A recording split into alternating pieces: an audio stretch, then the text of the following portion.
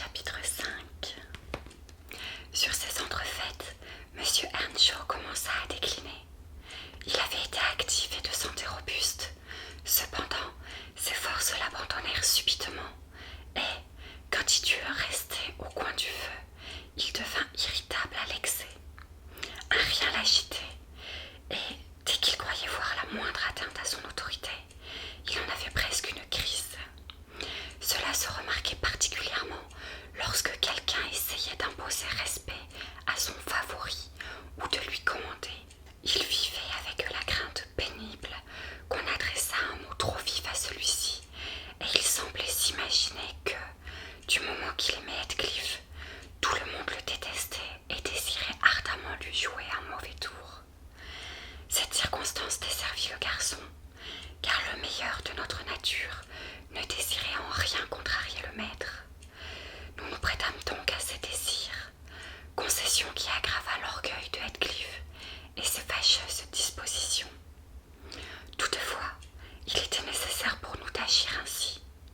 2 ou 3 fois, les traitements méprisants de Hindley furent surpris par son père et mirent le vieil homme en fureur.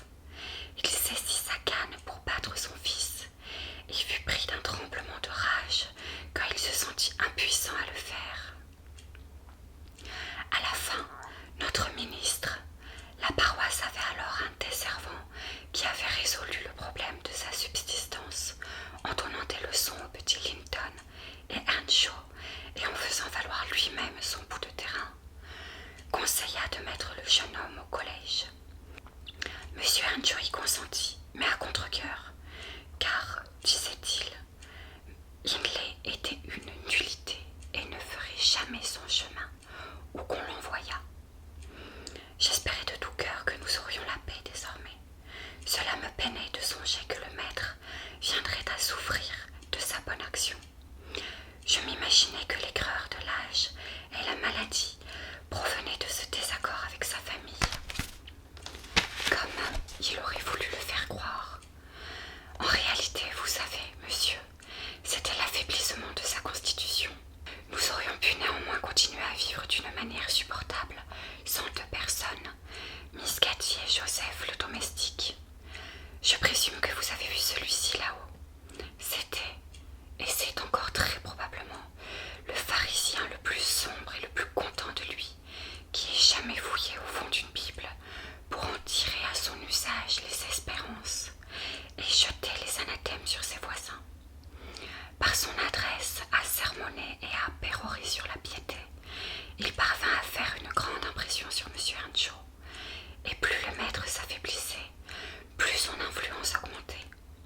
Il ne cessait de le tourmenter au sujet de son âme et exigeait qu'il gouvernât ses enfants avec rigueur. Il le poussait à considérer Hindley comme un vaurien, et chaque soir il débitait en grommelant une longue suite d'histoires contre Heathcliff et Catherine, essayant toujours de flatter la faiblesse de Earnshaw en entassant toutes les fautes sur cette dernière. Assurément, elle avait des manières à elle que je n'ai jamais vues chez d'autres enfants, et elle dépassait 50 fois par jour, et même davantage, les bornes de notre patience à tous. De la minute où elle descendait jusqu'à celle où elle allait au lit, nous étions toujours à craindre qu'elle ne nous jouât quelque mauvais tour. Sa vivacité ne se relâchait jamais, sa langue était toujours en mouvement. Elle chantait, riait et tourmentait tous ceux qui ne voulaient pas faire de même.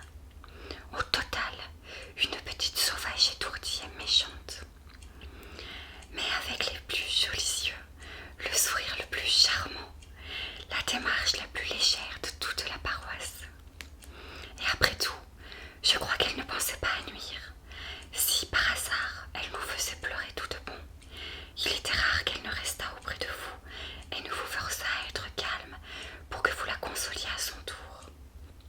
Elle était beaucoup trop attachée à Heathcliff, et la plus grande punition que nous pussions inventer pour elle était de les séparer. Cependant, elle était grondée, plus qu'aucun de nous, à cause de lui. Quand elle jouait, elle adorait poser à la petite maîtresse, ayant la main leste et donnant des ordres à ses compagnons. Elle essaya ainsi de me commander et de m'employer à ses commissions, mais je ne voulais pas le supporter et le lui dis.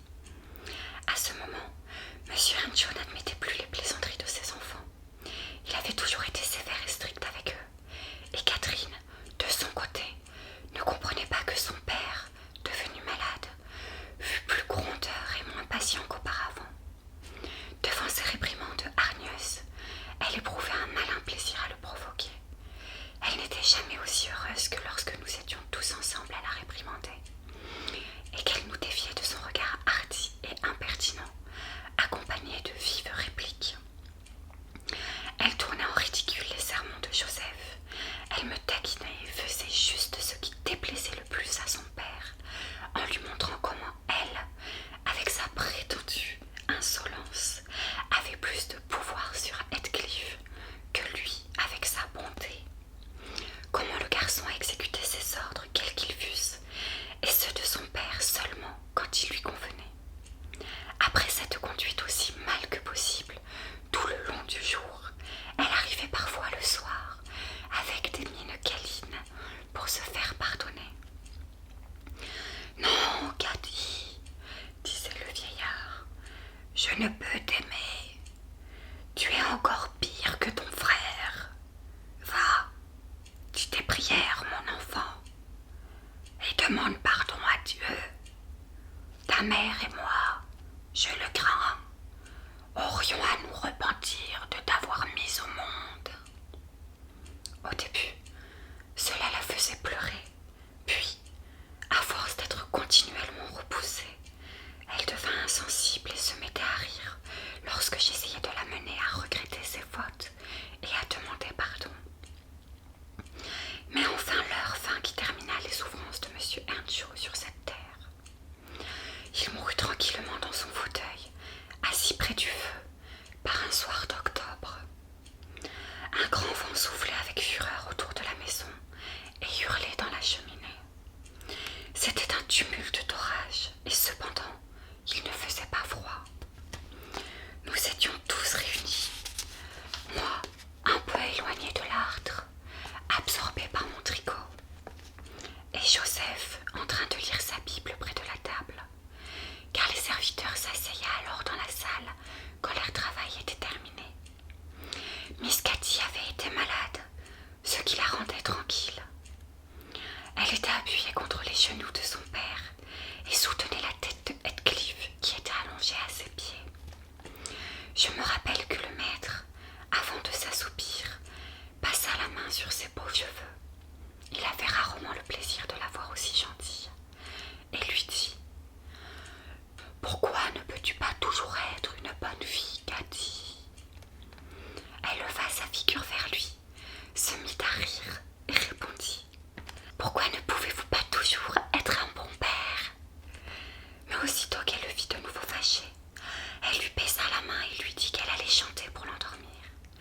Elle commença à chanter très doucement, jusqu'au moment où les doigts de son père lâchèrent les siens, tandis que sa tête retombait sur sa poitrine. Je lui dis alors de se taire et de ne pas bouger, de peur de l'éveiller. Nous restâmes tous silencieux comme des souris craintives pendant une demi-heure, et aurions continué plus longtemps si Joseph, qui avait terminé son chapitre, ne s'était levé, disant qu'il fallait réveiller le maître pour dire les prières et aller au lit.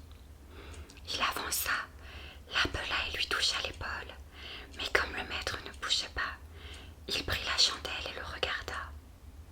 Je compris qu'il y avait quelque chose d'insolite à la façon dont il reposa la lumière et s'empara des enfants, chacun par un bras, leur chuchotant de se débrouiller en haut et de ne pas faire de bruit, de dire leurs prières tout seuls ce soir, car ils seraient occupés ailleurs. « Je veux d'abord souhaiter une bonne nuit à papa, » dit Catherine, lui entourant le cou de ses bras avant que nous ayons pu l'en empêcher. Alors la pauvre petite découvrit immédiatement le malheur et s'écria « Oh, il est mort, Heathcliff, il est mort !» Et tous deux se mirent à pousser un cri à fendre l'âme. À ces gémissements, j'en joignis d'autres, bruyants et douloureux. Mais Joseph nous demanda à quoi nous pensions de hurler ainsi parce qu'un saint était entré au ciel. Il me dit de mettre mon manteau et de courir à Gimmerton chercher le docteur et le pasteur. Je ne pouvais comprendre de quelle utilité ils seraient maintenant, l'un comme l'autre. Néanmoins, j'y allai dans le vent et la pluie et ramenai l'un d'eux, le docteur. L'autre dit qu'il viendrait dans la matinée.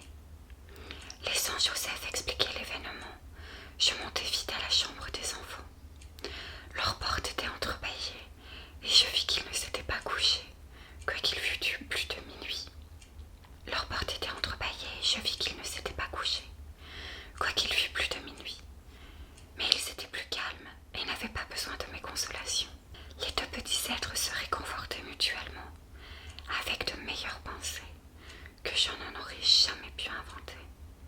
Pas un pasteur au monde n'a jamais décrit le paradis aussi merveilleusement qu'ils le faisaient dans leur naïf langage. Et tout en les écoutant avec des sanglots, je ne pouvais m'empêcher de désirer que nous fussions tous réunis là-haut, en Sion.